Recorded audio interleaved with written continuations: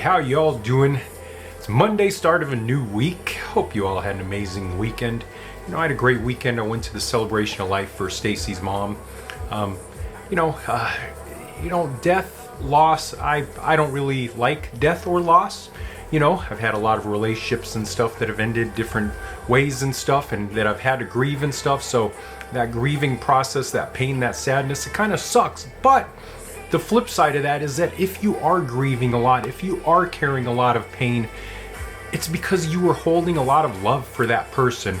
Being able to hear people's memories and see those raw emotions, when they're talking about someone that they lost or a relationship that breaks down and stuff, seeing the realness of it, as a neurodivergent person, as someone who likes to go deep with other people, that's something that I like to be in the midst of and everything. But like I said, the thing that's always in the back of my mind when people are, describing their pain and so on and so forth, is that they really loved that person.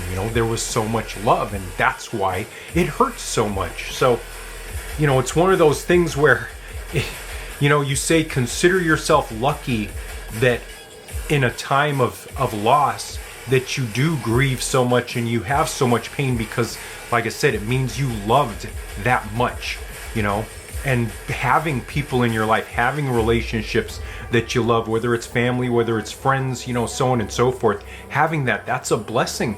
To have that much love for other people out there and stuff like that, that's a gift to yourself and a gift to them. So, like I said, loss is, as far as I'm concerned, it's never really the end, because people live on, in your memories and your thoughts, and, all these different reminders and stuff like that. They're never truly gone. Relationships are never truly ended.